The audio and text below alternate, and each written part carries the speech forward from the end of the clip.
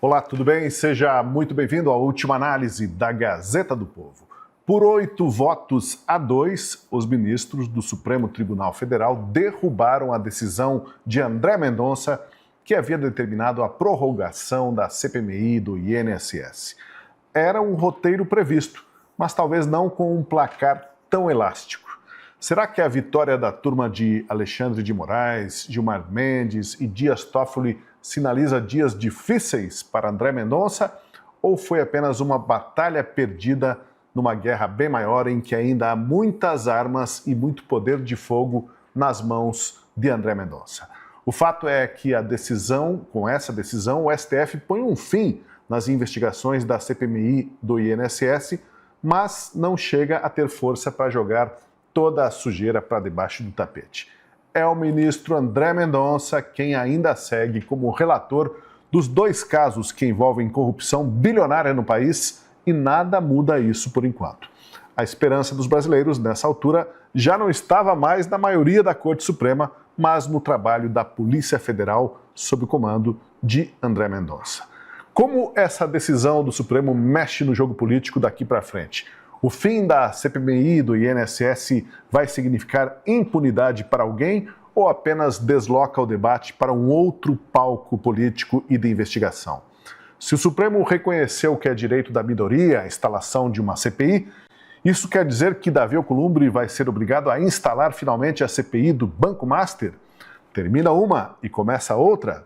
Bom, para debatermos esse e outros temas relevantes desse dia importante na vida brasileira, eu te convido a seguir com a gente no Última Análise, que está começando. E aqui no estúdio a gente tem a presença do Francisco Scorsin. Salve, Scorsin. Bem-vindo, tudo bem? Saudações aos colegas e a toda a audiência. No telão, quero saudar a Júlia Luci. Tudo bem, Júlia? Bem-vinda, como vai? Tudo bem, Tosi, tudo bem, Scorsin, Vargas, toda a nossa audiência. Daniel Vargas, seja bem-vindo, Vargas. Tudo certo? Boa noite, Tosi. Boa noite, Scorsin. Oi, Júlia. Um prazer participar com vocês. Pois é, hoje temos muita coisa para analisar aqui, muita coisa para debatermos. A maioria do Supremo rejeitou, como dissemos, a prorrogação da CPMI do INSS determinada pelo ministro André Mendonça, sob o argumento, basicamente, de que não caberia ao Supremo decidir sobre procedimentos próprios do regimento interno do Parlamento. Foi isso que acabou prevalecendo. No entanto, durante a votação ficou implícito que a minoria parlamentar tem sim o direito de instalação de CPIs, independentemente da vontade do presidente da casa. Ou seja, ficou aí uma brecha para instalar a CPI do Banco Master no Senado, algo que Davi Alcolumbre tem se recusado a fazer de qualquer forma. Nós já vamos abordar como foram os votos dos ministros. Antes, deixe-me perguntar para todos aqui da bancada o seguinte: qual o tamanho da derrota de Mendonça e qual o tamanho da vitória da turminha do Alexandre de Moraes? Scorsin. Eu acho que eu não chamaria nem de turminha do Alexandre de Moraes, né? Fazia tempo que eu não assistia uma sessão inteira de votação ali no STF. O programa me obriga a isso. Vou pedir adicional de insalubridade por ter passado minha tarde assistindo esses senhores completamente desconectados da realidade votando, né? A impressão que eu fiquei do voto é que nós não estamos na turma, com a turma do Alexandre de Moraes, nós estamos na Gilmarlândia, né? Uma Gilmarlândia que, desde ontem, no programa a gente já tinha mais ou menos especulado, a gente já tem uma clareza, pelo menos, de cinco pessoas que participam ali da Gilmarlândia, né? Além do Gilmar, Alexandre de Moraes, o ministro Flávio Dino, Dias Toffoli e o Cristiano Zanin, né? Que eu já tinha incluído nisso justamente porque a decisão dele com relação a outra CPI semanas atrás foi exatamente no sentido que ele votou hoje. Então já dava para prever que esses 5 votos seriam contra. O que significa dizer que a expectativa de que fosse ser referendada a decisão do ministro André Mendonça era muito, muito pequena, né, no final das contas. O que hoje ficou mais claro, né, é que a Gilmarlândia talvez seja maior do que se esperava, né, de que você tem ali um número considerável de ministros que talvez acompanhem muito mais o que entende ou o que pensa Gilmar Mendes do que os fatos, né, que são muito, muito escancarados. Embora eu queria botar um grano salis, né, como se diz em latim, botar um grão de sal, porque ao acompanhar os votos, alguns, tirando a Gilmarlândia, esses 5 que eu falei, mas os demais que acompanharam, Mesmo o ministro Cássio Nunes, ministra Carmen Lúcia, o ministro Fachin, só o ministro Luiz Fux, que acompanhou o André Mendonça, mesmo esses, a gente vê ali, eles quase todos, aliás, o julgamento não foi técnico, né? Já não é técnico há muito tempo no Supremo Tribunal Federal. Né? O STF ele não é um tribunal de exceção, ele é um parlamento de exceção. Né? Tudo está se discutindo ali, os votos ali que estão decidindo o destino da nação e não o Congresso Nacional. E aí, portanto, todos os votos muito pouco falam do técnico, daquilo que é específico, até porque se fosse técnico seria de 5 minutos o julgamento, porque não é muito difícil de se tomar partido em relação ao que foi colocado para ser votado. Então houve uma série de discursos parlamentares numa tribuna, discursos políticos efetivamente falando.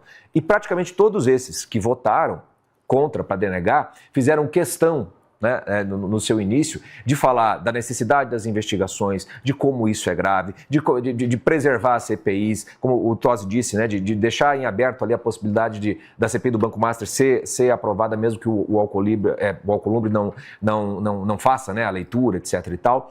Todos eles colocaram isso e eles tentaram daí ser muito técnicos, vamos dizer assim, para tentar negar, né, o direito da prorrogação da CPI. Em outros tempos, não seria um julgamento que ninguém acharia absurdo. As teses jurídicas ali existentes, elas poderiam ser perfeitamente defendidas. O problema é que nós não estamos em tempos assim, estamos em tempos de profunda exceção, na qual a tecnicalidade não importa mais, e o fato é que, sendo um julgamento político, é absolutamente impossível que esse julgamento seja visto como sendo uma preservação da ordem democrática, como sendo um julgamento que busca elucidar os fatos, procurar os culpados e em favor dos que foram roubados, né, nesse grande roubo que houve do INSS. Então, por um lado, dá para se dizer que a Gilmarlândia venceu hoje, e talvez isso fosse esperado. Por outro lado, dado que nós estamos num jogo político, a exposição dessas pessoas em público, ficando cada vez mais claro como pensam e como se comportam, vai deixando muito claro que, se o Brasil tem saída, não será pela Justiça, não será pelo Supremo Tribunal Federal, ainda que as investigações prossigam com o ministro André Mendonça, chegando a um bom termo, porque, tal como a Lava Jato, quando bateu no Supremo, eles desfazem tudo sem o menor pudor. A expectativa, onde se tem armas para pelo menos se defender ou lutar contra o SF, está no Senado Federal. E é por isso que no Senado Federal também não se consegue nada, então significa que são nas eleições. A eleição para o Senado, o julgamento de hoje, ele diz para nós basicamente o seguinte: é a eleição do Senado que interessa para o futuro do Brasil. Porque do jeito que as coisas estão, se não se conseguir essa maioria e se manter essa situação, nós estamos num estado pré-revolucionário.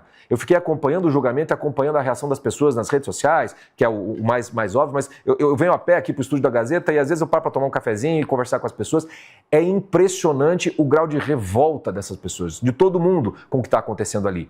E já não importa mais se tem alguém que está tecnicamente certo ou não. A revolta, a impressão que se dá de que está se tentando esconder, poupar pessoas que possivelmente cometeram crimes de corrupção ou até coisas piores, é algo que está cada vez mais cristalizado na sociedade. A pesquisa de ontem mostrou, o STF já tem mais de 60% de desaprovação com o público. Hoje se revelou mais um pedaço dessa pesquisa da Atlas Intel, em que o Alcolumbre e o Hugo Mota, os presidentes das casas do Congresso, têm mais de 80%, acho que tem 3% de aprovação, se tanto. A gente está numa situação pré-revolucionária. As eleições é uma hipótese, uma possibilidade de dar descomprimir, digamos assim, o ambiente. Como se fosse uma panela de pressão, a gente vai abrir um pouquinho a tampa para sair um pouco dessa pressão. Mas se não houver uma mudança considerável no Senado Federal e, portanto, aí sim uma reação ao Supremo Tribunal Federal, a situação que nós nos encontramos é literalmente sem saída.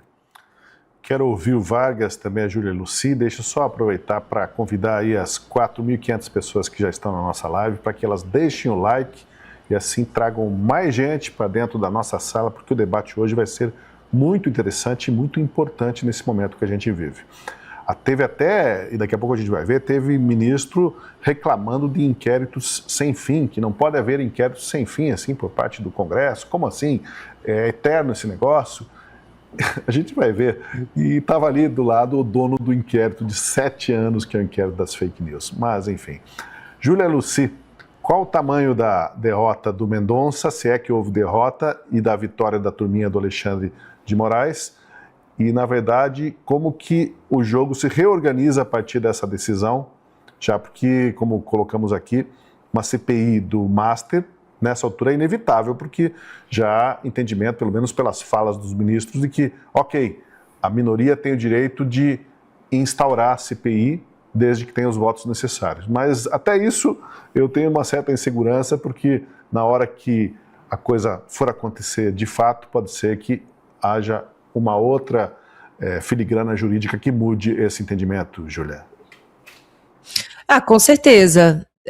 A gente pode tirar tanto de um lado como de outro, regimentalmente, ou às vezes até a própria Constituição também, ela pode ser analisada para o lado que se interessa.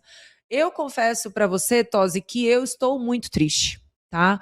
Eu vi essa notícia, eu não comecei a chorar porque eu ia entrar ao vivo aqui, mas a minha vontade é sim, de chorar. E talvez eu seja boba, né? Muito inocente ainda, apesar de ser uma senhora já de 40 anos, mas eu realmente tinha uma expectativa de que os ministros se sentiriam constrangidos o suficiente para fazer o que é certo. Né? A gente já tinha visto uma primeira prova de fogo que o ministro André Mendonça viveu, e ele saiu vitorioso dessa primeira prova de fogo, que foi a manutenção da prisão de Vorcaro. Né? Ele deu a decisão no sentido de manter Vorcaro preso, mas ele decidiu submeter essa decisão à validação da segunda turma do Supremo. E aí nós vemos ali um voto, outro voto pela manutenção, o ministro Gilmar Mendes esperou um pouco para dar o voto dele e ele acabou dando um voto claramente a contragosto, mas o ministro Gilmar Mendes deu um voto pela manutenção da prisão de Vorcaro, porque eles estavam com vergonha. Então eu confesso que eu achei que essa vergonha, esse lampejo de vergonha na cara, fosse prevalecer, né? Mas não foi o que aconteceu. A gente viu apenas o ministro Luiz Fux acompanhar a decisão de André Mendonça. E eu falo com muita tristeza, porque, antes de mais nada, eu sou uma brasileira, né? Adoro o regimento interno, adoro a nossa Constituição, procuro sempre basear os meus comentários com base legal, até mesmo porque nós temos uma missão, né, de instruir as pessoas que nos assistem. E o voto do ministro André Mendonça, ele foi perfeito quando ele explicou que, por ser um instrumento privativo de minoria, a Constituição já prevê que, atingindo os requisitos objetivos para a instalação de uma CPI ou de uma CPMI, tem que ser instalado. Né? E aí, aprofundando um pouco mais, o regimento do Congresso, que dispõe sobre as comissões mistas parlamentares de inquérito, deixa muito claro que, no vácuo de uma norma mais clara, mais explícita sobre a prorrogação, o que deve prevalecer, no caso, é o regimento interno do Senado, e o regimento interno do Senado traz: atingidos os objetivos, a prorrogação deve ser concedida. Fato determinado, objeto determinado, prazo estabelecido e 1/3 dos membros. Atingiram tudo isso, deveria ter sido prorrogado, porque se não prorroga automaticamente, não existe garantia de minoria, porque a maioria vai sempre vencer. Então, o constituinte brasileiro, inclusive bebendo da fonte de outras constituições, sabiamente fez constar que, objetivamente falando, se uma minoria atingir as assinaturas, ela precisa ser atendida, porque é bastante óbvio que é uma minoria que vai lutar contra o sistema. Uma maioria não lutará contra o sistema. A maioria, desculpa a palavra, que é composta de canalhas, de cafajestes, de ladrões, de safados, entram nos órgãos públicos, no sistema público, na máquina pública, para roubar das pessoas, sem nenhum tipo de consideração. A gente está falando, gente, de um crime extremamente cruel. Sabe, de pessoas que moram em roça, passam o dia inteiro debaixo do sol, e elas estavam tendo ali descontados mensalmente sem que soubessem. A gente teve uma engenharia computacional tremenda por trás, que forjou biometria para conseguir acessar os dados. A gente está falando de coisa gravíssima que aconteceu no nosso país. E a decisão desses ministros do Supremo foi de não atender à vontade do povo, de entender mais sobre o caso. Olha, eu estou profundamente revoltada, sabe? Profundamente revoltada. E reforço aqui a fala do Escorcim. Se o povo brasileiro não sentir essa raiva que eu estou sentindo aqui agora e não se engajar em campanha para o Senado e não mudar o Senado, aí é melhor que saia do Brasil mesmo. Daniel Vargas. Bom, o Chico usou a expressão Gilmarlândia, né? E curioso como o Gilmar, em vários momentos do julgamento, ele pedia a palavra e saía distribuindo bordoadas, irritado, indignado, né? Falando mal do Congresso, defendendo um rigor jurídico que parece que só ele tem, só ele conhece, né? Como você vê a influência do Gilmar nessa decisão aí e o que isso diz sobre ter um grupo bem fechado com ele e com a panelinha dele, né? Que acho que a panelinha dele é o Alexandre, é o Dias Toffoli, o Dino, né? O que diz o julgamento sobre a Gilmarlândia, e se é que você corrobora essa interpretação do Francisco? Tem um outro nome para isso, que talvez tenha se tornado mais popular no debate político brasileiro, que é a ala política do STF, que teria o Gilmar como centro, o Flávio Dino, o Alexandre de Moraes, o Toffoli, e quem sabe um ou outro que eventualmente se uniriam a esse time de maioria. E eu acho que a primeira sinalização do que aconteceu hoje é que essa ala política ainda está muito forte, muito disposta a enfrentar brigas, tensões e de pagar o preço das consequências que isso pode ter no debate público, nas eleições nacionais, com muita ousadia, eu diria. É curioso, Tosi, que um dos argumentos dessa ala política é de que nós, neste caso, não estamos tratando de um direito da minoria. Porque, afinal de contas, a base de atuação do Supremo, quando ele intervém numa decisão tomada por maiorias ou pelo Congresso, é de que ele colocaria à frente dessa decisão majoritária direitos fundamentais ou direitos institucionais de minorias que deveriam ter, portanto, a sua prerrogativa de investigar preservadas. O Dino, na sua decisão, deixou muito claro de que o direito da minoria existe para poder instalar uma comissão e, portanto, investigar. Mas quando se trata de expandir, renovar a atuação de uma comissão, o que está em jogo é o direito da maioria de interromper ou de fechar esse direito. A mensagem, portanto, parece ser, quando a gente olha desse modo, não só de um grande tecnicismo, mas de uma imensa deferência ao Congresso. Vários ministros disseram isso, o ministro Toffoli, com toda a pompa. Eu sempre fui imensamente respeitoso ao parlamento, sei da dificuldade de eleição, da necessidade de respeitar essa casa que efetivamente respeita os interesses representativos das pessoas. A gente ouvindo isso, parece que sempre tivemos no Brasil um Supremo tímido, que nunca intervém nas decisões congressuais, que dirá em matérias que dizem respeito à ordem interna da Corte, ou melhor, do Congresso, ao seu rito de funcionamento. Mas será, Tosi? E no caso do rito do impeachment da presidente Dilma? Esse não é um rito processual em que o Supremo entrou para definir as etapas, o papel da Câmara, do Senado, a forma de votação seria aberta ou senada ou fechada? E no caso das comissões parlamentares, como elas devem ser compostas? O Supremo já não decidiu a necessidade de respeitar proporcionalidades, e, portanto, não é só uma decisão como bem a Câmara ou o Senado decidem. Se deve respeitar, inclusive, representação de determinados grupos. Não é uma forma de interferir na decisão interna do Congresso.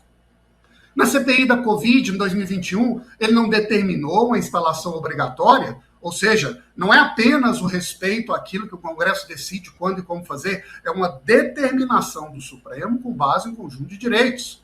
E sobre ordem de votação e deliberação em diferentes casos, o Supremo anula a votação, existe cumprimento de regras regimentais, controla a regularidade, ou seja, são inúmeros os casos em que o Supremo excepciona a autoridade do Congresso, intervém nos procedimentos de funcionamento do Congresso para afastar a decisão da maioria em nome da decisão da minoria.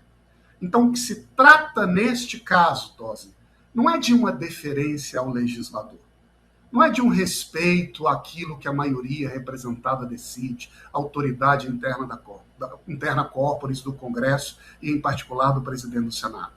É uma decisão política e estratégica sobre como o Supremo quer que este procedimento, que essas investigações prossigam. E aí eu acho que duas perguntas finais, Tosi. A primeira, será que esta é uma decisão tomada pelo Supremo com receio do que o presidente Alcolumbre pode fazer? Segunda, será que essa é uma decisão tomada pelo Supremo para avisar o ministro Mendonça de que no jogo político dentro da corte, a posição da vasta maioria ainda é diferente? Veremos. Bom, vamos fazer aí uma revisão de como foi essa sessão do Supremo que decidiu pelo fim da CPMI do INSS pela sua não prorrogação. Antes da leitura dos votos, o ministro Alexandre de Moraes aproveitou a presença do advogado dos parlamentares da CPMI para questionar esse advogado sobre o horário em que houve o recebimento da intimação do ministro Mendonça pela Advocacia Geral do Senado. Coube ao ministro Mendonça explicar esse fato. Eu gostaria também de um esclarecimento do fato. Ministro Alexandre de Moraes. Eu gostaria de saber se o doutor Rodolfo Gil Moura Rebouças. O doutor Rodolfo teve conhecimento que foi encaminhada à CPI a certidão da Advocacia Geral do Senado Federal de que a Advocacia Geral do Senado Federal recebeu a intimação no dia 24 de março de 2026, às 18h20. Consequentemente, o prazo não se esgotou. Vossa Senhoria teve conhecimento dessa certidão? Eu tenho conhecimento, se eu puder explicar sobre ela. Não, só se teve conhecimento. Obrigado. Eu posso esclarecer esse fato, senhor presidente? Porque durante a manhã eu fui procurado pela presidência da CPMI sobre o prazo e disse que não tinha condições de avaliar. Foi feita uma petição, então, e nós remetemos para a Secretaria Judiciária do Tribunal para esclarecer a questão.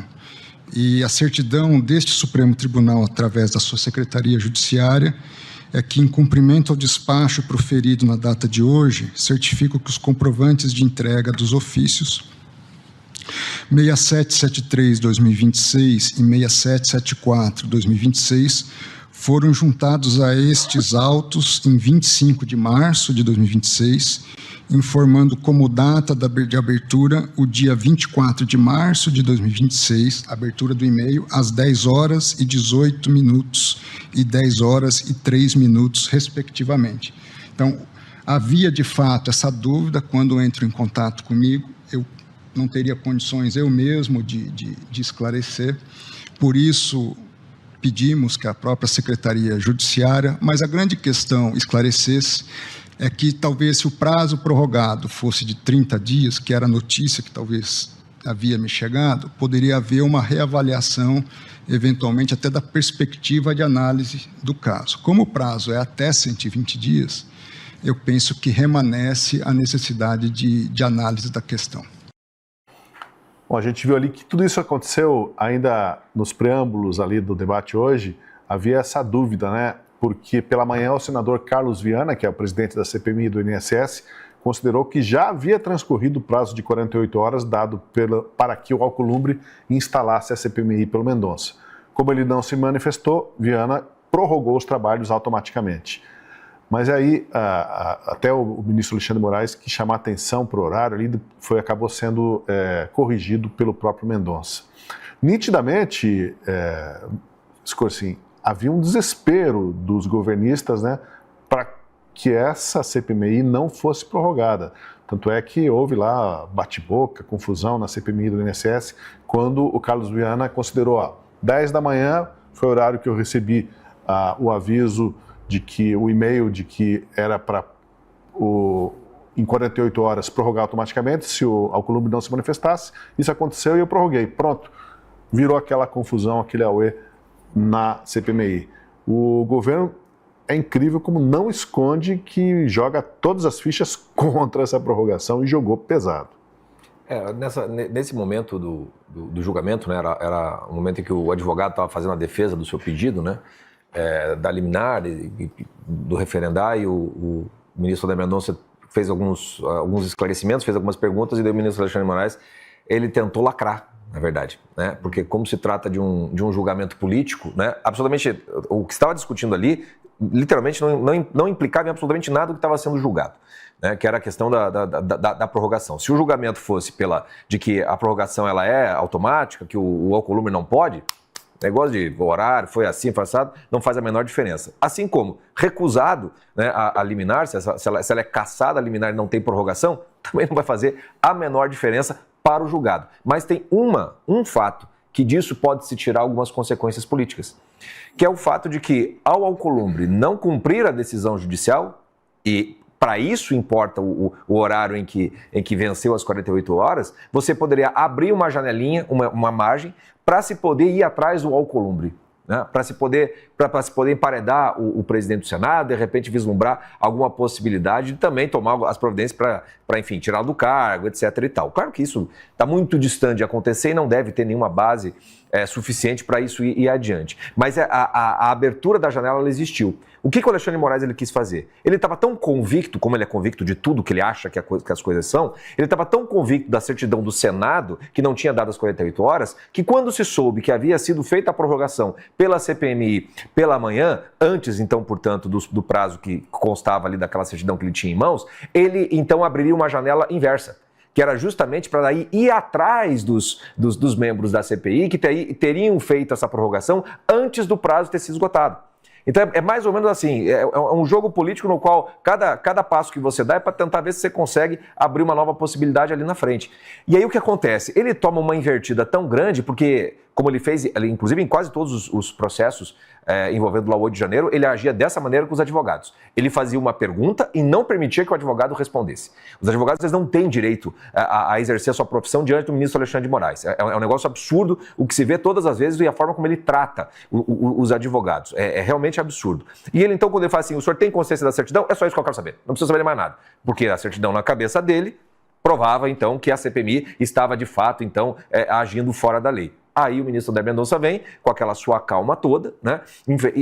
Felizmente ele não é político, mas infelizmente, por não ser político, a dimensão da humilhação da lacração do Alexandre de Moraes acabou não ficando tão evidente. O ministro André Mendonça simplesmente disse, não foi nesse horário aí que você está. O horário que foi recebido foi às 10 horas da manhã lá pelo Senado, nós temos certidão do STF. O Alexandre de Moraes não tinha nem a certidão do próprio STF no processo. Não tinha mais o que o Alexandre falar, né? Não tinha mais o que ser falado a respeito daquilo, né?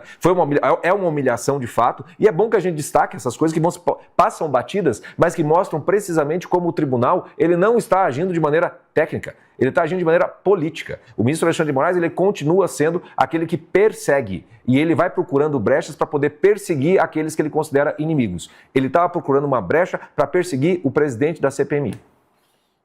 Realmente você definiu bem, foi uma tentativa de lacrar ali, até falou para o advogado, não precisa responder nada, recebeu tal horário, ok. E aí o Mendonça vem e põe as coisas nos devidos lugares. Esclarece de uma forma que, isso é até interessante que a Câmara não faz isso, né? A Câmara deslocasse para o rosto do Alexandre de Moraes quando o Mendonça estava colocando as coisas nos seus devidos lugares. Bom, deixa só antes de ouvir o Vargas e a Júlia Lucy, vamos andar aqui porque temos várias manifestações, eu queria a análise de vocês. Quem primeiro lançou o voto foi o relator André Mendonça. Ele destacou o que considera um ponto fundamental, que é o direito da minoria de investigar. Por essa razão é que o artigo 37 da Constituição, que dispõe que a Câmara dos Deputados e o Senado, em conjunto ou separadamente, criarão comissões de inquérito sobre fato determinado e por prazo certo, mediante requerimento de 1/3 dos seus membros, constitui exceção ao princípio da maioria parlamentar estabelecido no artigo 31 da Constituição. Como se vê, prossegue ministro Moreira Alves. O disposto no artigo 37 retira dos 2/3 restantes dos membros da Câmara dos Deputados e do Senado a possibilidade de votar contra a criação da comissão de inquérito e não há, evidentemente, poder de deliberar para quem não pode dizer não. Esta faculdade, que o artigo 37 atribui a 1/3 dos seus membros, dos membros de ambas as casas do Congresso, é exceção ao princípio estabelecido no artigo 31. Justamente para permitir que a maioria, com a observância de um quórum que seja representativo de 1/3, não seja impedida pela maioria de exercitar, com relação a esse poder, a fiscalização de fatos determinados. Observo, neste precedente, que já foi julgado há mais de 40 anos, antes, repito, da própria Constituição de 88. Frisou não haver na atuação institucional do presidente da Casa Legislativa respectiva o poder de deliberar, entre aspas, no que concerne às comissões de inquérito.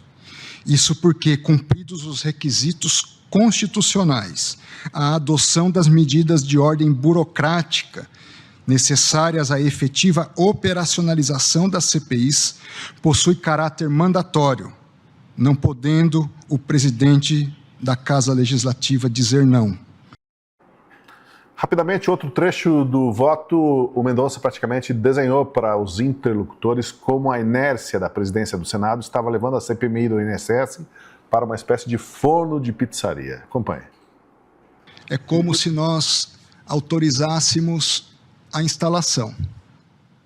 A minoria consegue as assinaturas para a instalação. Mas na composição dos membros, a minoria já não tem a mesma força. E se compõem com a maioria as comissões. Então se criam obstáculos de impedimentos, de leituras de requerimentos, de aprovação de requerimentos, até que se esgote o prazo.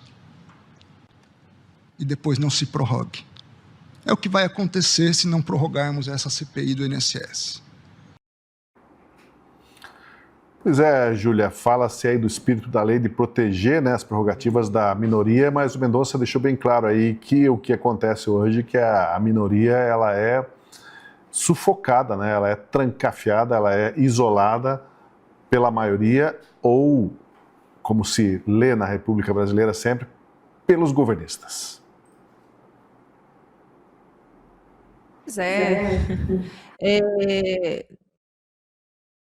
é o governo usando o poder que ele tem dentro do Supremo, né? E assim, se a gente observar em termos de argumentos, não houve nenhuma inovação. Todos os que votaram contra a prorrogação falaram apenas que é uma questão que o Legislativo precisa ser autônomo para decidir e que o Supremo não tem que se meter. Agora, é curioso, né? Quantas foram as situações que o Supremo entrou de sola, decidiu, inovou, legislou e acabou muitas vezes atendendo o pedido ali de pequenos partidos, de grupos minoritários do Congresso, da Câmara ou do Senado.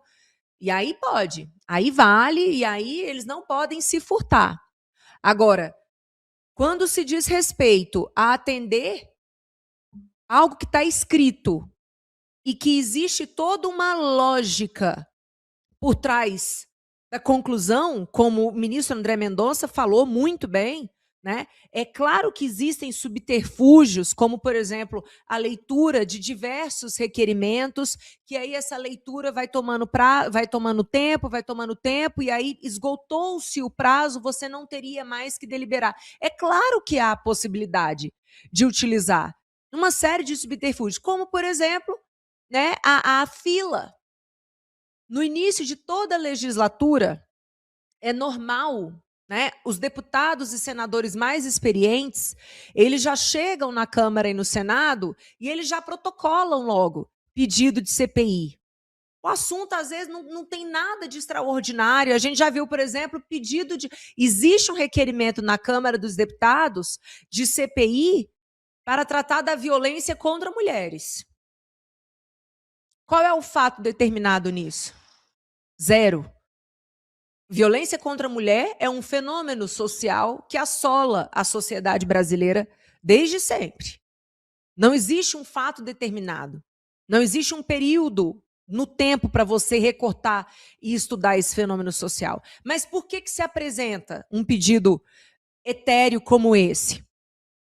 Porque aquela pessoa que entrou com o pedido na frente, a CPI está lá na fila.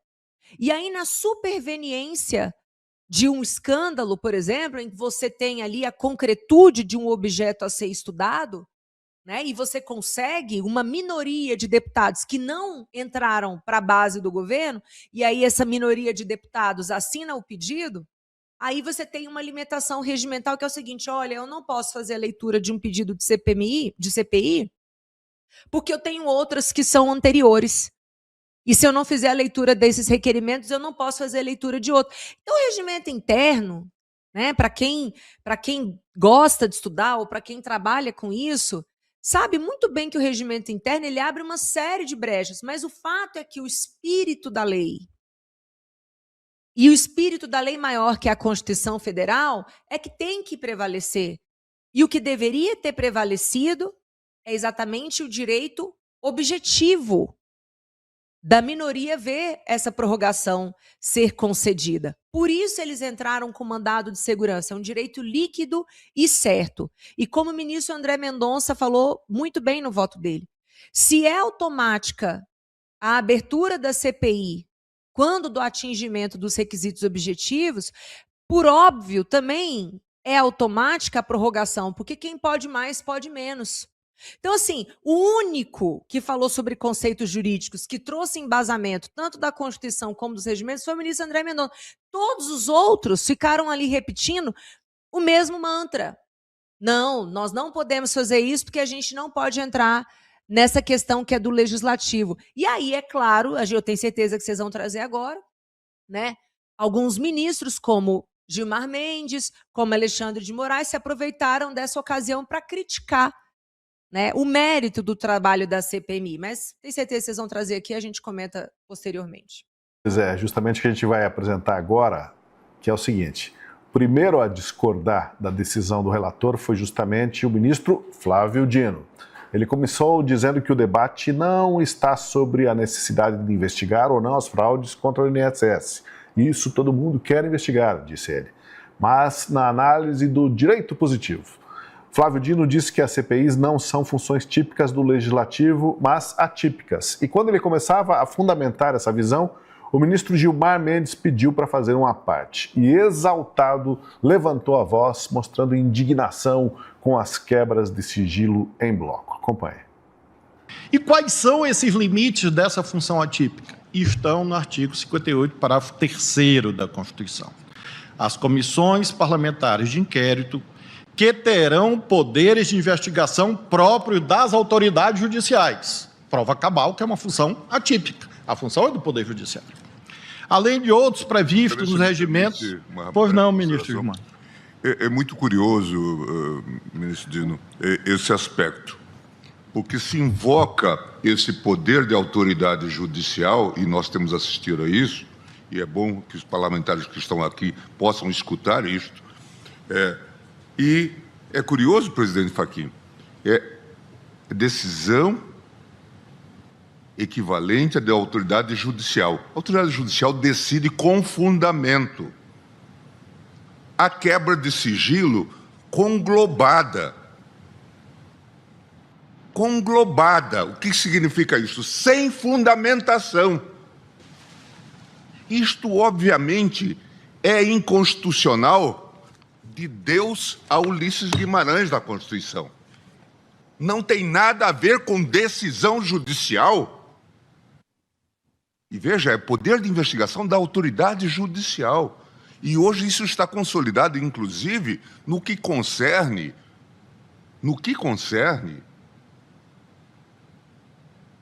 ao juiz de garantia. É preciso ter parâmetros. Não quebra-se sigilo de forma conglobada. Vossa Excelência vai tocar num outro ponto, certamente, um objeto determinado. Não, mas a gente pega por empréstimo.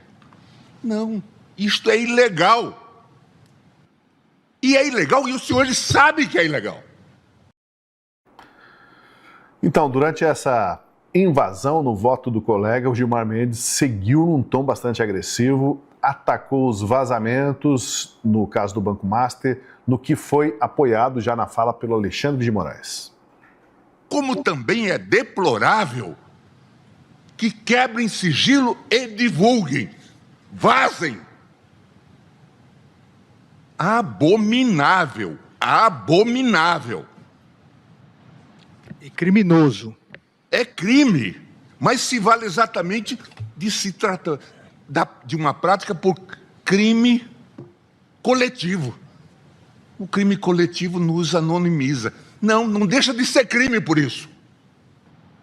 Como nós vimos de forma lamentável, ministro André, no episódio agora, recente, do caso Vocaro, em que uma conversa íntima era divulgada para festejo geral.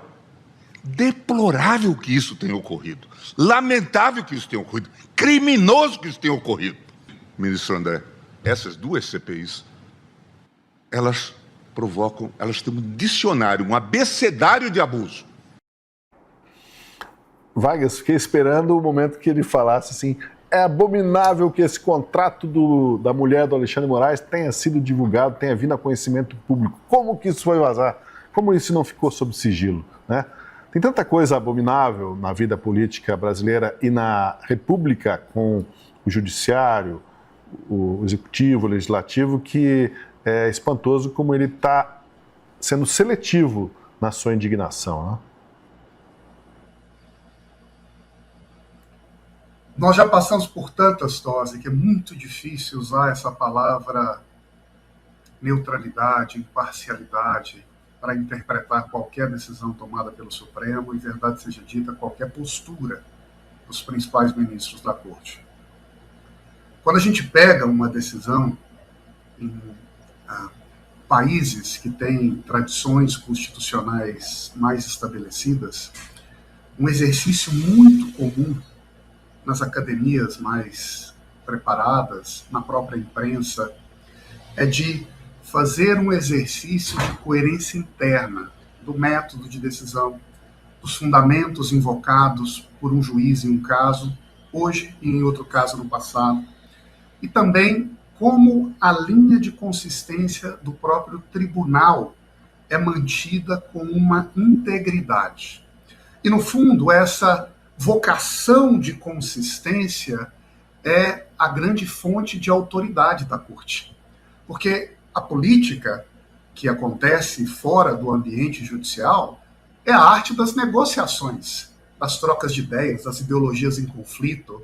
Então, de fato, lá, né, o grau de coerência que se espera de uma linha de pensamento, ela é menor. E, em última análise, cabe ao povo decidir o que aprova, o que não aprova, o que gosta ou não. Mas num tribunal não é assim. Um tribunal ele é testado, avaliado e julgado por sua linha de coerência, pela integridade interna das suas decisões.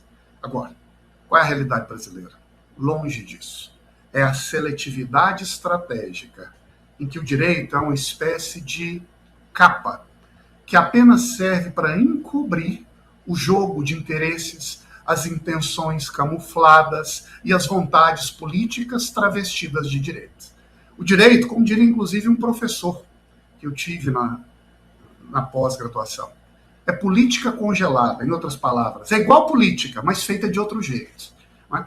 E o que tem acontecido no tribunal brasileiro é exatamente isso. E as frases do ministro Gilmar Mendes, numa intervenção em meados do voto do ministro Flávio Dino, só escancaram isso. Veja que o Flávio Dino estava indo para uma direção, o Gilmar Mendes fez um discurso político. E nesse discurso político estava justificando a sua decisão quando desfez a decisão de uma CPI de quebrar o sigilo da Marit, a empresa da família Toffoli. E também agora adota uma outra decisão, quer dizer, faz uma outra argumentação para deixar muito claro qual vai ser a arma que será utilizada por essa chamada ala política do tribunal para controlar o encaminhamento das ações políticas no Congresso e também nas próprias autoridades judiciais espalhadas pelo Brasil. E o critério vai ser de tentar identificar aparentes inconsistências que valem para os outros, para utilizar essas falhas como um argumento para dizer o resultado não merece prosperar.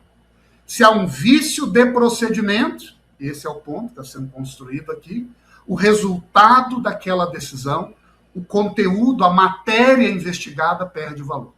Então, quase como se fosse uma ode radical, um procedimentalismo, que de repente se tornou a tônica, o grande instrumento de garantia. Mas garantia para quem? Garantia para quem, Tosi? Garantia para os aposentados do INSS que tiveram bilhões de reais surrupiados?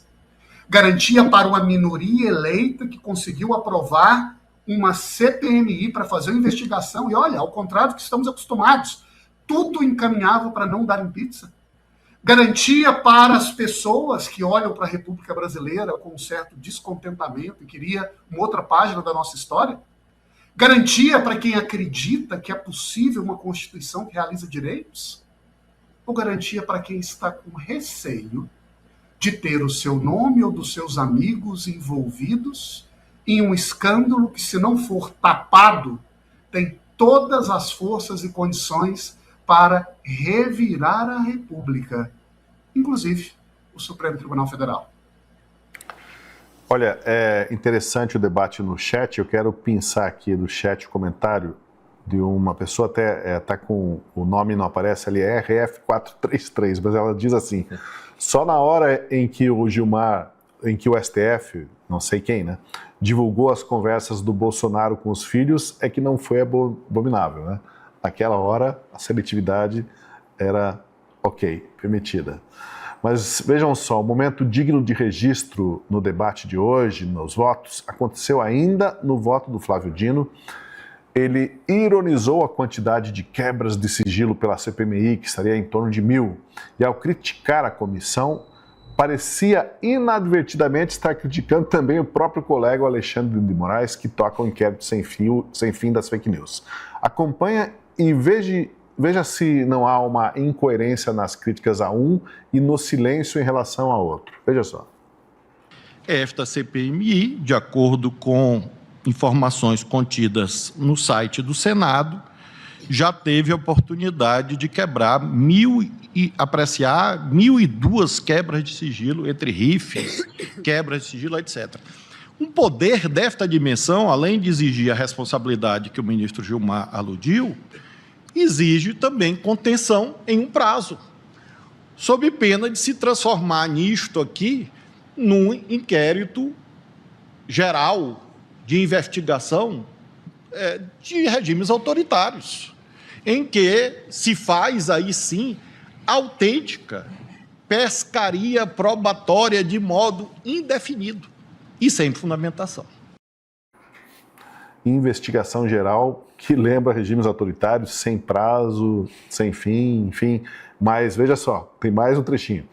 De novo, depois dessa fala do Dino, o Gilmar Mendes pediu a parte. E, novamente, os argumentos para criticar a CPMI pareciam vestir uma carapuça que serve no inquérito das fake news.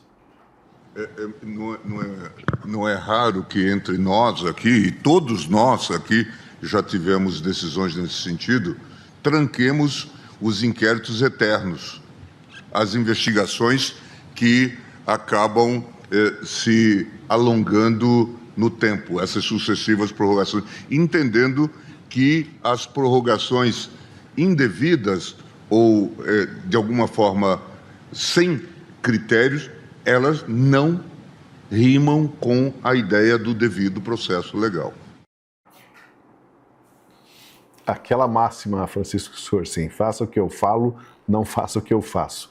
Criticaram os inquéritos sem fim, os inquéritos eternos, que não combinam com o devido processo legal, mas só se for no legislativo. No judiciário, e se for o Alexandre de Moraes, que estava ali do lado, deram até uma água para ele enquanto estava falando o Mendes, pode demorar 7 anos e segue contando porque está valendo. Eu sempre digo aqui, quando a gente faz análise dos discursos políticos desses ministros, porque voto quase não tem, eu sempre digo, né? Basta você inverter a realidade para quem eles estão falando e aplicar para eles que você tem um discurso perfeito. Tanto que o ministro Flávio Dino falou, quanto o ministro Gilmar Mendes falou, se aplica ipsis literis integralmente ao próprio STF, em particular ao ministro Alexandre de Moraes e a esse inquérito interminável das fake news. O que eu achei interessante desses trechinhos, eu não tinha me dado conta na hora, é que na hora que o ministro Flávio Dino começou a falar, né, tem que ter prazo certo, que não sei o que e tal, que não pode ficar até ad infinito, né, aquela coisa toda, existia uma série baseada num sujeito real, que é um especialista, acho que do FBI, dos Estados Unidos, em que ele é capaz de deduzir, né, a verdade do que uma pessoa está dizendo, não pelo que ela diz, mas pelas suas expressões corporais, microexpressões faciais e coisas assim. Se o pessoal quiser rever, a hora que o ministro Flávio Dino vai falar a respeito disso, ele dá uma coçadinha na cabeça aqui, que é como se ele estivesse se lembrando que, eita, isso aqui não era para ter falado. Porque o ministro Flávio Dino é um dos mais perspicazes ali, né? Ele sabia que aquilo ali se aplicava perfeitamente ao próprio Supremo Tribunal Federal e não apenas à CPMI, que, aliás, não faz prorrogações, né, ad eternum como fez e como faz, né, o ministro Alexandre de Moraes. Então, de novo, na Gilmarlândia, né, literalmente, né, a realidade é outra. A realidade ela é oposta à realidade do lado de fora, de quem não vive dentro dela. Tudo o que ele falou se aplica perfeitamente contra ele mesmo, contra o STF. Tanto ele quanto o Gilmar. Mas lá, tanto faz como tanto fez a realidade do lado de fora. Eles vão manipular discurso e manipular a própria realidade em favor dos interesses deles. Vamos aí e ver mais um trecho de um voto, o voto do ministro Alexandre de Moraes. Ele partiu do ponto de vista de que não caberia um mandado de segurança neste caso.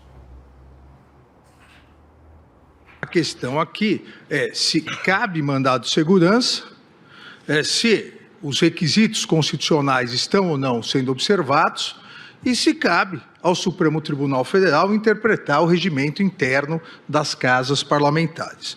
Eu, já pedindo todas as vênias ao ministro André, já digo de cara, para mim aqui inexiste direito líquido e certo. O próprio relator, na sua fundamentação, leu que tem ata notarial, que um parlamentar não conseguiu conversar com o outro e que não foi recebido. Veja, isso demandaria prova. E a Constituição, no artigo 5º, inciso 69, 69, perdão, ela é extremamente objetiva. Só cabe mandado de segurança quando há direito líquido e certo, ou seja, não há necessidade de prova. Então, eu já afastaria aqui o mandado de segurança já por esse primeiro ponto. E um outro argumento do ministro Alexandre de Moraes é o tal do prazo certo. Quem investigou, investigou. Quem não investigou, não investiga mais. Prazo certo. A Constituição não fala prazo certo mais prorrogação. A Constituição não fala prazo certo que a comissão entender certo. A comissão fala prazo certo. No prazo certo, a comissão parlamentar de inquérito tem que produzir as provas e realizar a investigação que entender é necessária. Júlia Luci, ministro Alexandre de Moraes falando em prazo certo e pronto, tem que fazer as coisas no prazo para os outros, né? Pois é, né? É irônico demais, é cínico demais. Quando a gente fala de inquérito, a gente tem a possibilidade aí, o inquérito durando 90 dias, podendo ser prorrogado por mais 90. Agora, o inquérito, que ele é o relator, dura 7 anos e está tudo certo, tá dentro do escopo, é absolutamente justificável. E aí vai colocando tudo ali dentro do inquérito, a depender da circunstância. Inquérito que, inclusive, sabemos que o próprio Vorcaro falou em algumas conversas, né, que, olha, aquele jornalista ali está incomodando, além de eu mandar quebrar o dente dele, está na hora de colocar no inquérito, né? Então, assim, por óbvio, é um instrumento que, como eles falaram, acho que vocês vão trazer aqui, abre a possibilidade do fishing expedition, né? Está pedindo ali, fazendo a pesca probatória, está utilizando como uma oportunidade de perseguir pessoas numa investigação que não tem fim. Aí pode prorrogar do jeito que quiser. Agora, a prorrogação de uma comissão parlamentar de inquérito, que é algo previsto constitucionalmente. Na realidade, tanto Constituição como regimento estabelecem a possibilidade de você prorrogar essas comissões que são temporárias, né? Por motivo muito claro. Porque se na superveniência da investigação perceber-se que há mais elementos a serem coletados, o colegiado, que deveria ser soberano nesse sentido, é que tem que chegar à conclusão de que, olha, precisamos de mais prazo, né? Agora, é importante também a gente destacar que quando o ministro Gilmar Mendes ele critica o papel de investigação da CPI, né, da CPMI, o que ela está fazendo, vem num total descompasso com a Constituição Federal, porque é a Constituição Federal que diz que as CPIs têm poder de polícia. E quantas vezes eu já vi petista falando assim, não, mas não tem que ter CPMI, não tem que ter CPI, porque já existe Polícia Federal, já existe Ministério Público. Sim, existem. E cada um desses com a sua respectiva função, que não se confunde com a função do Congresso, do Poder Legislativo. Não há uma preponderância entre função precípua do Legislativo quando a gente pega legislar e fiscalizar. Um não está sobre o outro. Ambas as funções são absolutamente equivalentes em termos de importância. Se me perguntarem, inclusive, a minha opinião, a fiscalização ela é muito mais importante porque já temos leis demais no Brasil. Legislar não deveria ser preocupação para nenhum político, a menos que fosse revogar. Beleza, vamos revogar. Vamos trabalhar em revogação. Do contrário, não façam leis, porque quanto mais leis nesse país, mais é inferno a vida das pessoas, né? Então, quando o ministro Gilmar Mendes critica a atuação fiscalizatória e de investigação do Legislativo, ele está, mais uma vez, rasgando o espírito da Constituição Federal, porque é lá na Constituição que diz que sim, o Poder Legislativo tem essa função e dotou a comissão parlamentar de inquérito de poder de polícia, pode prender, pode determinar quebra de sigilo. Agora, para concluir a minha fala, é curioso, né? Nossa, é tão grave haver vazamento? Ele coloca isso como muito mais importante, como um bem jurídico, o sigilo, né?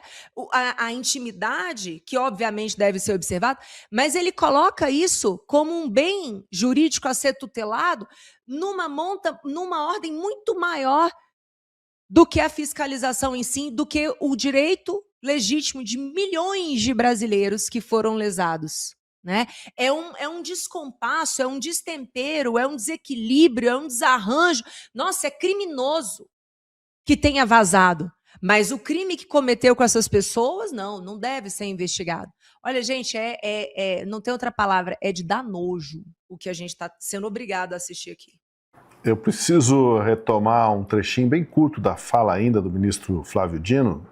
Ele aproveitou no momento ali para dar o recado de que, numa situação imaginária, se o Congresso, por acaso, propusesse medidas que afetassem o STF, elas poderão ser consideradas inconstitucionais.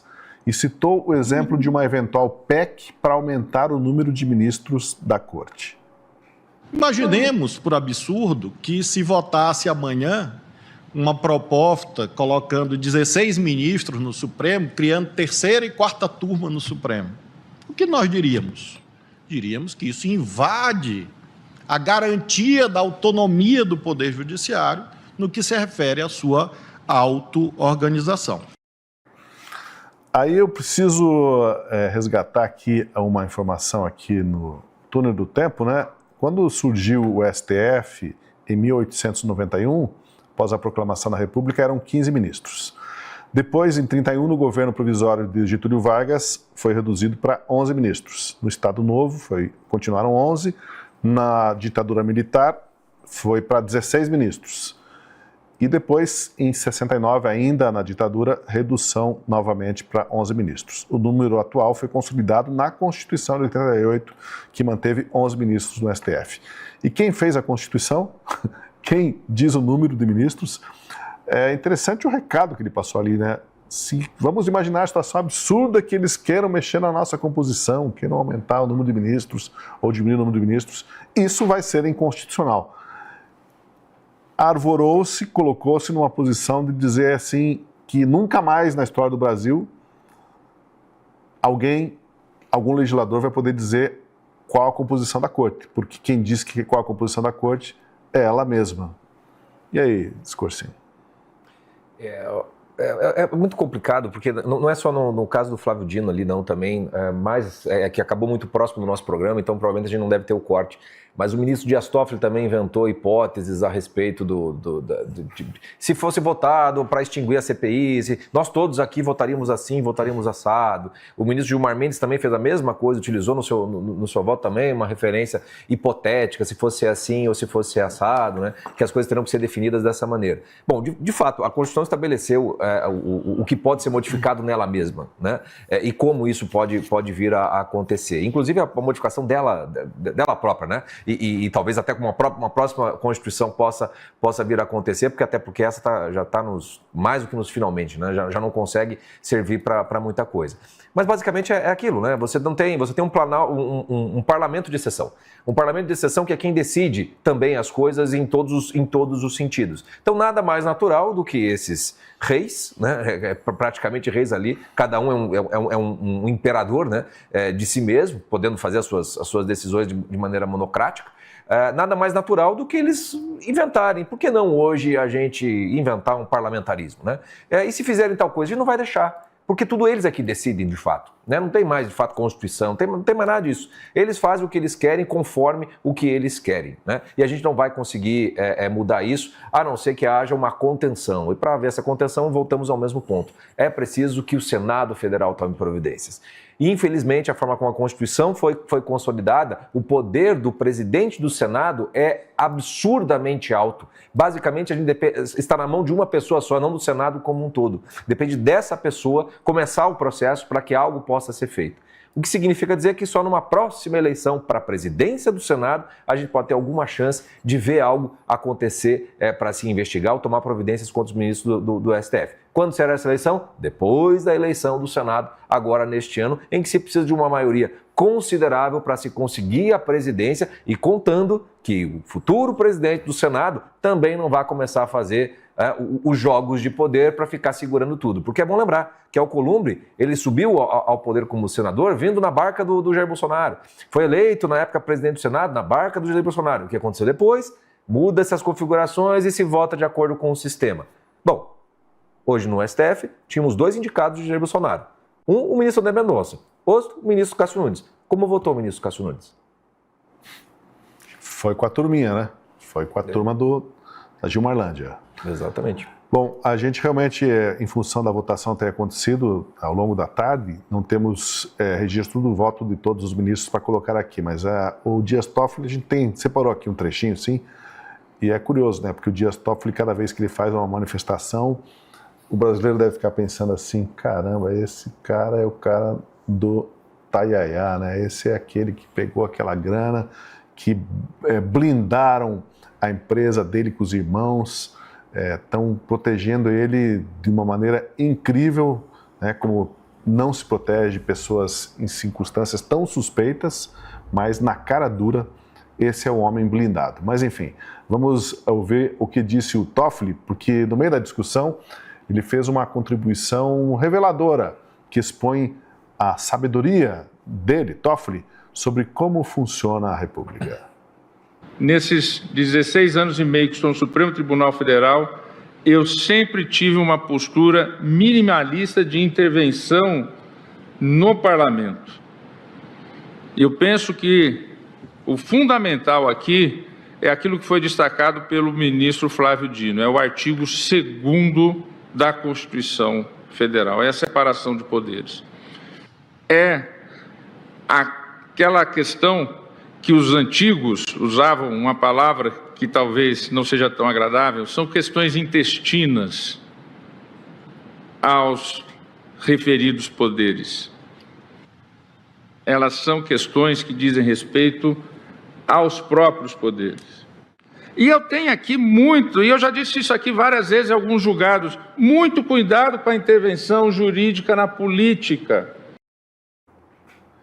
Ele só não tem cuidado com a intervenção jurídica na economia, né, Vargas? Que para liberar de multa, para anular multas, ele sente-se muito à vontade, né? Ele citou as questões intestinas. Questões intestinas também podem ter outra interpretação que mereceriam algumas palavras aí do Dias Toffoli para explicar as coisas intestinais que ele fez e tem feito na República Brasileira. Olha, Tosi, eu sei que não é o foco do nosso programa, mas sinceramente eu acho que o Toffoli não está bem. A sensação que me transmite na expressão, na postura, na atitude, é de alguém que talvez esteja enfrentando alguns problemas de saúde. Mas, voltando ao nosso assunto, Tosi, o que torna esse voto do Toffoli tão desconcertante é que a gente sabe que em julgamentos moralmente sensíveis de temas que envolvem grandes questões da República, você necessariamente precisa pressupor uma integridade da pessoa que comunica a sua decisão. E o fato de nós termos assistido ao longo dos últimos meses escândalos da mais alta envergadura, operações mal explicadas, com voos ao lado de advogados amigos, entre outras cositas, cria um ambiente em que, sinceramente, ver o Toffoli votar não deve ser confortável, eu imagino, nem para os seus pares. Mas outro aspecto que me chama muito a atenção no conjunto de expressões nesse julgamento, Tosi, e talvez o ministro Gilmar seja o mais expressivo, é a carga de emoções na maneira como os ministros articulam o seu posicionamento. E se nós formos nos lembrar do que aconteceu há 7 dias, basicamente, em uma reunião da Corte que começou celebrando a grande data de aniversário de 9 anos do ministro Alexandre de Moraes no Supremo. E o ministro Gilmar Mendes veio às lágrimas, aparentemente sem motivo, em um ambiente em tese celebratório. E hoje, durante o voto proferido pelo ministro Dino, ele não conseguia conter o seu ódio, a sua raiva, como a carga emocional está pautando a postura de inúmeros ministros, sobretudo do próprio ministro Gilmar Mendes, que sempre foi uma pessoa de personalidade, digamos assim, muito forte, mas que tem, ao longo das últimas semanas, deixado extravasar um grau de ansiedade que talvez não fosse comum. E com o próprio ministro Moraes, é um pouco isso. As falas, as interjeições, mais parece uma tentativa de lacrar, uma tentativa de comunicar retoricamente alguma emoção, do que articular um argumento sério. O argumento apresentado há pouco pelo ministro Dino, em um julgamento sobre o que está acontecendo agora no Congresso, faz uma analogia, que na verdade não é analogia coisa nenhuma, é uma mensagem obscura para o Congresso Nacional, dizendo: eu não aceito que vocês, embora seja um poder com capacidade de alterar as regras da própria Constituição, mudem a Constituição do Supremo Tribunal Federal. Então, é um julgamento que precisa ser lido em inúmeras camadas. Talvez a menos importante delas é aquela que começa com a lei. A segunda camada, uma camada que tem a ver com o jogo político das ações dos poderes, e a terceira, os interesses profundos. E de que lado cada ministro está. E é muito claro como as emoções comunicam qual é o partido de cada um dos ministros nesse jogo. Ministro Gilmar Mendes, a gente já consegue antecipar inúmeros passos das decisões deles quando a gente observa a maneira como ele se manifesta.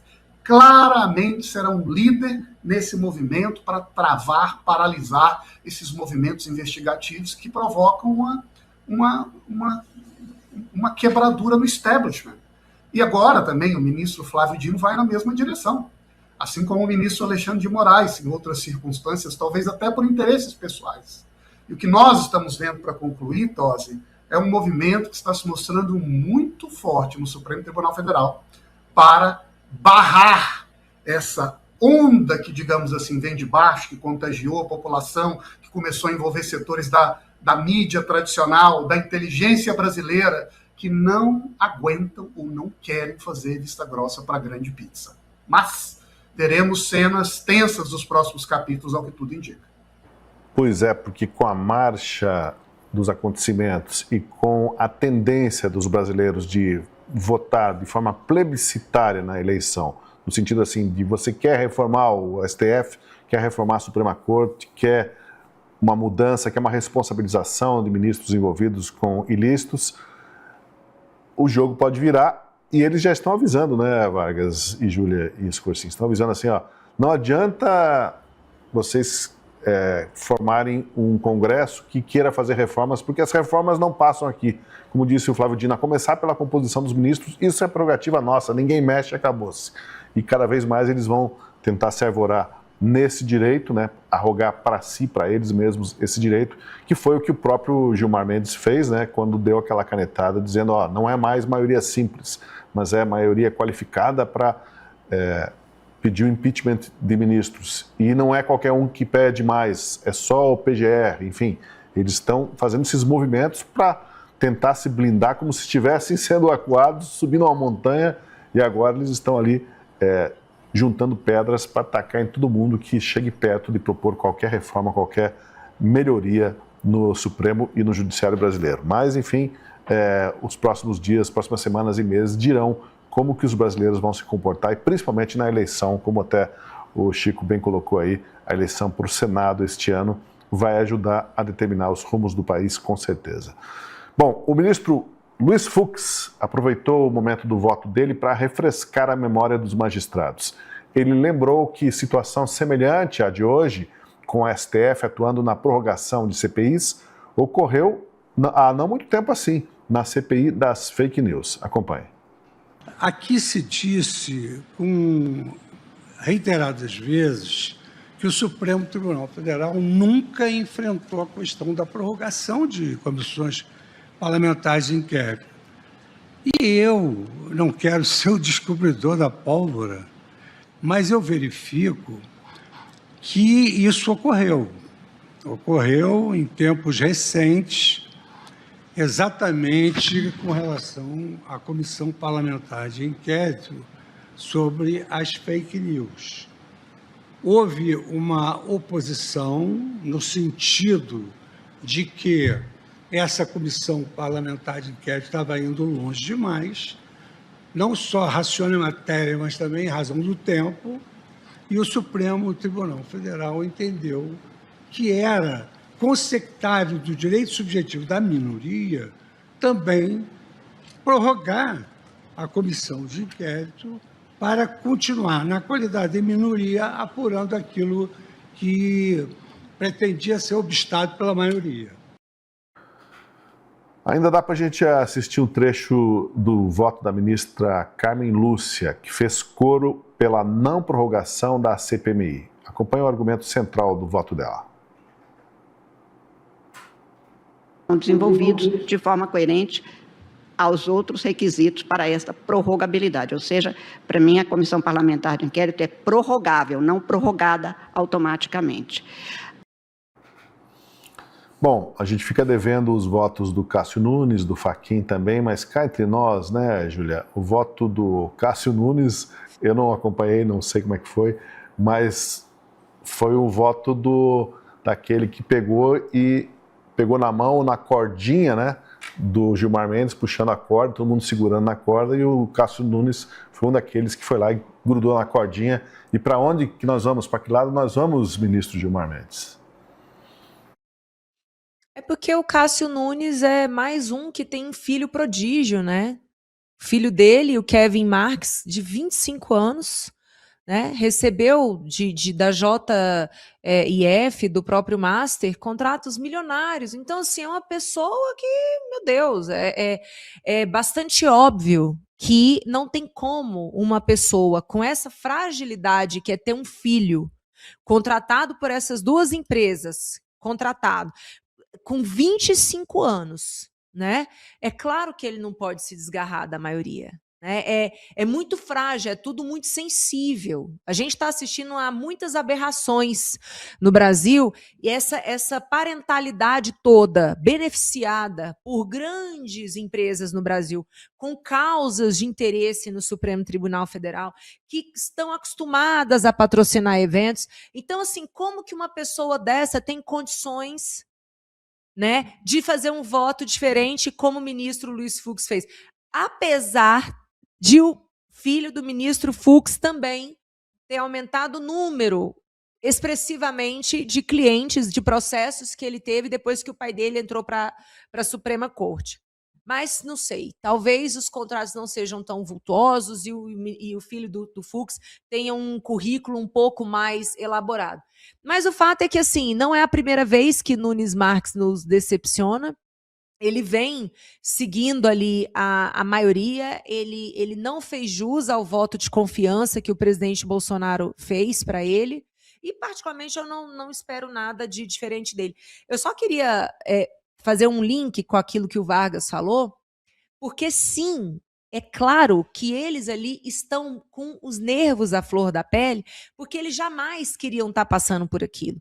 Expostos à luz do dia, filmados numa transmissão compartilhada de uma maneira assim exponencial no Brasil inteiro. Eles estão com muita raiva do ministro André Mendonça ter concedido a liminar e principalmente de o ministro ter jogado isso para o pleno. Porque ele expôs. Ali, cada um está mostrando o ponto, o grau de comprometimento com o sistema. Então, eles realmente estão enfurecidos com essa exposição. O que eles tentaram fazer, politicamente falando, é construir uma unanimidade em torno do tema, porque alguns ministros, por exemplo, a ministra Carmen Lúcia, em alguns momentos ela diverge. Mas por que a ministra Carmen Lúcia votou com a maioria? Porque o acordo ali claramente, porque a gente está falando de política, né? O acordo ali claramente era fazer uma decisão unânime para não expor ninguém. Claro, para destoar do ministro André Mendonça. Mas na medida em que o Fux se rebela contra esse acordo, todos os outros estão deveras expostos. Então, assim, não apenas por agora, mas por tudo que vem acontecendo ultimamente, eles sabem do grau de rejeição da população brasileira. Hoje, por exemplo, mais um dado da pesquisa Atlas Intel mostrou que 47% dos brasileiros associam o Supremo Tribunal Federal diretamente ao caso Master. Então, nós estamos falando, gente, de quase metade da população que tem certeza que o Supremo está participando do escândalo do Master. Então, de fato, eles estão extremamente expostos, estão enfurecidos, eles têm certeza que são deuses, que não deveriam ser criticados, ser questionados, e essa situação toda é muito desconfortável para eles. Tem acho importante destacar uma coisa, que na hora que o ministro Fux fala da decisão da CPI das fake news, em que teria sido prorrogada, né, a CPI com uma decisão, o ministro Gilmar Mendes faz uma parte e dizendo, né, que ele era o relator, que foi o voto dele, né, quem fez essa decisão, e o Gilmar Mendes fala assim, porque eu me atenho aos fatos, que é uma coisa, né, ridícula quando você vê o que ele fala no voto político. E no voto do ministro Gilmar Mendes, que foi o penúltimo do dia, antes do presidente Fachin, ele volta a citar esse processo, esse mandado de segurança, diz quem foi o autor, enche a boca para falar Eduardo Nantes Bolsonaro, e para dar a impressão de que, na verdade, embora ele tenha dado a prorrogação da CPI naquele caso, que ela seria perfeitamente coerente com a decisão que ele estava tomando agora, porque era uma decisão interna corporis, e naquele momento ele decidiu que era também uma decisão interna corporis. O ministro Luiz Fux não estava no plenário nesse momento, e ele volta né, e diz, eu estava escutando o seu voto, estava fazendo uma outra coisa urgente, estava escutando, mas voltei aqui só para lhe dizer uma coisinha, que no seu voto, que tem mais de 34 páginas, em nenhum momento o senhor fala de questão interna corporis. Não foi esse o fundamento do seu voto, não tem absolutamente nada a ver com isso. Claro que com toda aquela, né, aquela vaselina com que eles falam uns com os outros, mas basicamente o ministro Luiz Fux desmente o ministro Gilmar Mendes, que não tem aí a coragem de respondê-lo, muito menos de levantar a voz para ficar falando de abominável, de não sei o quê, que um juiz tem que ser isso ou que tem que ser assado. Então, se a gente for pegar pensar algumas coisas desse julgamento, tem coisas que são muito reveladoras e muito interessantes, mais para os livros de história, né? Porque, pelo visto, em termos jurídicos ou em termos políticos, vai ficar por isso mesmo. Bom, eu quero apresentar mais um tema, mas depois a gente volta depois desse tema e eu quero fazer a seguinte pergunta aí, rapidinho para cada um responder. O ministro Mendonça ainda tem a chave desse jogo? Mas eu quero isso mais quando a gente for terminar o programa. Deixa eu só abrir um parênteses aqui para um outro tema que não pode passar batido, como a gente diz. Nesta semana, as primeiras damas de 45 países se reuniram nos Estados Unidos, a convite da primeira-dama de lá, a Melania Trump. O encontro teve como foco discutir a inteligência artificial aplicada à educação infantil, segurança online para menores e cooperação internacional para a educação das próximas gerações. Uma pauta que tem sido recorrente nos discursos da primeira-dama brasileira, a Janja da Silva. Só que vejam só, a Janja não participou desta cúpula nos Estados Unidos. Foi uma ausência notável. Não se sabe se ela não foi convidada ou não quis ir. Mas a ausência da Janja, a primeira-dama brasileira, chama atenção no cenário diplomático global e nas análises sobre o posicionamento do governo brasileiro nesse xadrez. É como se o Brasil agora estivesse num segundo plano, desalinhado dos Estados Unidos quando se trata de temas como padrões regulatórios digitais, educação, intercâmbio tecnológico. Estamos na segunda prateleira ou com países que ficam esquecidos, alijados. Agora, eu queria saber, além da eventual dor de cotovelo da Janja por ficar de fora dessa conferência, logo ela que adora o jet set internacional, os melhores hotéis, as boutiques, para além disso, que leitura que é possível fazer desse episódio em relação à relevância do Brasil e mais especificamente do governo petista lá para as autoridades em Washington, né? Foi um encontro de primeiras damas, alguém pode dizer, né? Mas tem simbolismo a ausência do Brasil, né, Vargas, nesse encontro. Logo a Janja ficou de fora, ela que não perde um desses encontros, desses festerês, converscotes, e principalmente quando tem luxo e tem viagem e tem comitiva, pode levar um monte de gente junto, e tem loja por perto para comprar umas bolsas, uns vestidos e tal. Tosi, quando o assunto é inteligência artificial, robótica, essa indústria do futuro, o mundo está partido em dois. Nós temos de um lado a China e temos de outro lado os Estados Unidos. A Europa, verdade seja dita, não existe nesse jogo, o que é até muito curioso de se perceber, porque a Europa, ao longo dos últimos 30 anos, foi cada vez mais perdendo pujança e participação nessa fronteira da economia da informação. E há um diagnóstico quase consensual lá na Europa de que isso aconteceu, porque eles foram aprovando, ano após ano, um conjunto de leis que restringiam o processo de inovação na inteligência artificial sob o pretexto de proteção de direitos individuais. Então, o medo foi a grande arma para travar os investimentos e afugentar as grandes empresas da Europa. O resultado? Nenhuma grande empresa de inovação tecnológica é europeia hoje. No passado nem sempre foi assim. Onde elas estão, ou de que países elas são, ou da China, ou dos Estados Unidos, sobretudo, embora hajam outros países com alguma participação. Mas nesse jogo partido, nessa disputa pela fronteira tecnológica, as referências são muito bem estabelecidas. E um evento como esse é uma sinalização geopolítica, moral, de como se espera avançar na fronteira tecnológica, digamos assim, do lado de cá do mundo. E o fato de, do lado de cá do mundo, terem sido convidados representantes de países como, por exemplo, a Argentina, a Bolívia, o Chile, outros países da região, mas não o Brasil, mostra como nós somos vistos nesse quebra-cabeças da divisão de influências e de caminhos de futuro. E talvez não seja muito difícil entender a razão dessa exclusão brasileira.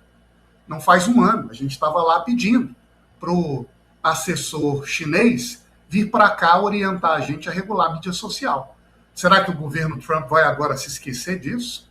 Aliás, para quem acha que essa polarização é algo menor, é só a gente se lembrar dos últimos episódios comunicados pela mídia de apresentação de robôs orquestrados, dançando kung fu, fazendo gestos, lá na China, para mostrar como eles estão avançados e investindo pesado nessa fronteira da economia e da tecnologia do futuro. Agora, com a Melania Trump, na apresentação logo antes, nós vimos a mesma imagem de robôs caminhando ao lado de Melania para dizer, veja, nós também temos aqui a nossa capacidade de construir tecnologia desse mundo. Ou seja, é um jogo, Tosi, que, por um lado, parece ser um jogo de poses, um jogo de imagens, um jogo de simbolismos, mas é também uma maneira, nessa política tradicional, de você apresentar quem é que está com quem, de que lado se está posicionado nesse quebra-cabeças. E a verdade é que, nessa orquestração, nessa aliança soft, nessa rede de amizade, nessa orquestração de um caminho particular para o desenvolvimento tecnológico que respeita os atributos de liberdade, de direito individual, de propriedade, o Brasil não parece fazer parte desse quebra-cabeça. Aliás, Tosi, alguns países foram convidados e as primeiras damas não puderam participar, mas enviaram seus embaixadores. No caso brasileiro, segundo as informações do site do evento, pelo que eu percebi, nem isso. Pois é, a Janja vai ter que arranjar um encontro de primeiras damas aí com a primeira dama de Cuba, do Irã, mas o Irã é um problema lá, não sei se elas participam desses encontros. Da Venezuela já é um primeiro damo, né? Mudou, porque a primeira dama está lá nos Estados Unidos, mas não é justamente para esse encontro. Ficou complicado para ela reunir as amigas no espectro político em que ela está, né? Deixa eu jogar para a Júlia Lucy. Júlia, se quiser comentar alguma coisa sobre isso, e já emendo com a nossa última pergunta para todos vocês, rapidamente, em um minutinho, se quiserem responder, que é o seguinte: Mendonça ainda está com a bola do jogo, ainda tem a chave para abrir esse armário e puxar alguns esqueletos, ou ele está, de alguma forma, bloqueado com o que aconteceu hoje? Bom, para falar rapidamente sobre essa questão aí do encontro organizado pela Meloni, primeiro que não gosto nem um pouco desse ultra-ativismo das primeiras damas. Tá? A primeira dama é uma esposa, não tem papel institucional, não foi eleita para qualquer cargo, não tem capacidade representativa. E o que a gente observa, infelizmente, como um fenômeno, e aqui no Brasil se avolumou e muito, é algo que a sociedade deveria rechaçar, porque, no caso nosso aqui, ninguém votou na Janja, ninguém autorizou que ela falasse pela República Brasileira, e qualquer coisa que ela venha a fazer, venha a estabelecer, fazer qualquer tipo de acordo, não tem validade jurídica. Eu falo isso já desde o início desse terceiro mandato de Lula, e a gente deve sempre reforçar que quando a gente fala de república, exerce cargo quem foi eleito ou quem foi nomeado para exercer cargo, ou então quem passou em concurso público. Tá? Ser casada com o presidente não é cargo, não deveria ter essa importância. Então, para mim, isso aí, inclusive, foi um evento bizarro, na minha opinião. Achei assim uma imagem meio Black Mirror, ver a Melania chegando ao lado de um robô, como se fosse bonito, como se fosse assim maravilhoso, como se não estivéssemos correndo um grande risco como humanidade de sermos simplesmente derrotados pela inteligência artificial. E quem fala isso é dono de empresa desenvolvedora de inteligência artificial. A humanidade hoje corre risco, porque a inteligência artificial comprovadamente tem vontade própria, simula, mente quando está sendo testada, e se a gente não acordar e colocar limite, e nem sei como fazer isso, vou ser bem sincera, tá? Nós estamos assim aniquilados num futuro muito breve. Então, quando eu vi essa cena, eu fiquei chocada. Eu fiquei assustadíssima com isso. Porque, e aí, se não bastasse o robô entrar com ela, ainda o robô começa a falar, as senhoras ali batendo palma como se estivessem diante de um grande milagre. Sabe? Então, assim, é uma cena que merece diversos questionamentos. Que bom que Janja não foi, porque ela só envergonha o Brasil, ela não tem postura, como eu já disse, ela não tem voto, não teve mais uma oportunidade de gastar o nosso dinheiro. Eu espero que ela fique cada vez mais apagada daqui para frente. Se o Brasil não foi convidado, isso também acabou de acontecer quando o Trump convocou aí lideranças da América Latina no chamado Escudo das Américas e Lula sequer foi convidado. Sobre o ministro André Mendonça, ele tem sim poder ainda nas mãos, porque ele é o relator, tanto do caso Master como do INSS. E a Polícia Federal está de posse dos documentos obtidos nas diversas quebras de sigilo e acho que já chegou num ponto que não tem como controlar mais. Sabe? É muita gente que se apropriou desses dados, os próprios deputados e senadores que fazem parte da CPMI do INSS estiveram presentes na sala cofre, viram muita coisa. Então, por mais que a CPMI não tenha sido prorrogada, e foi uma decisão política de não dar palanque para a oposição, tá certo? O fato é que a Polícia Federal, pelo menos uma parte dela, está fazendo o seu trabalho e daqui a pouco a gente tem delação. E aí, gente, não vai sobrar pedra sobre pedra. Daniel Vargas, e aí, o Mendonça, como é que ele fica pós este 26 de março e as possibilidades que a gente tem pela frente aí nessas investigações? Tosi, eu acho que tem uma variável central que eu já comento. Antes disso, há, a meu ver, um claro esforço de barrar a comunicação pública das informações, das descobertas que têm acontecido nas diversas frentes de investigação desse caso. Críticas a vazamentos do Congresso, críticas a vazamentos da Polícia Federal e, portanto, um esforço de guardar esse processo de investigação dentro das paredes do próprio tribunal. Se for deste modo, a chance das decisões de Mendonça serem contrariadas ou até abafadas é cada vez mais significativa, a meu ver. A variável, Tosi, é que até lá nós temos uma eleição. E para mim o aspecto que pode ser decisivo nesse jogo é se a formação que emergirá desse processo eleitoral será capaz de cristalizar na opinião pública, nas novas lideranças eleitas, a posição de que não haverá qualquer margem para pizza.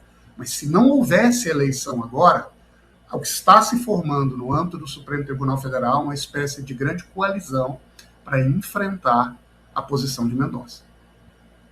Francisco, e você? Bom, do curto e grosso, eu acho que ele não tem a chave para garantir eventuais condenações dos culpados, mas ele tem a chave para fazer com que tudo venha à luz, né? E a gente pelo menos fique sabendo da realidade dos fatos. E antes de me despedir, queria deixar um convite, já que falamos da Janja e da Melânia. No Saideira dessa semana, programa da Gazeta, que vai ao ar na sexta-feira, a gente comentou o documentário que recém saiu da Melânia, que é uma das coisas mais constrangedoras que eu já assisti na minha vida, e a gente faz um exercício de imaginação para imaginar como seria um documentário da Janja. Eu espero que ninguém faça, mas, enfim, fica aí o convite para quem quiser saber um pouquinho mais no programa do Saideira. Ok. Bom, agradeço muito a participação de vocês, foi um prazer. Diz lá, Júlia, estava até sem teu áudio. Nem dá ideia, por favor, Escorcinho.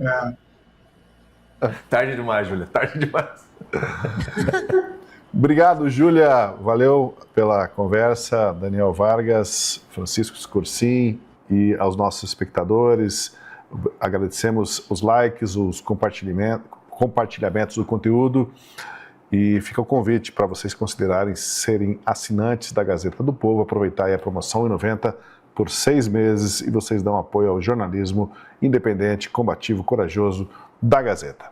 Muito obrigado a todos, até o nosso próximo encontro.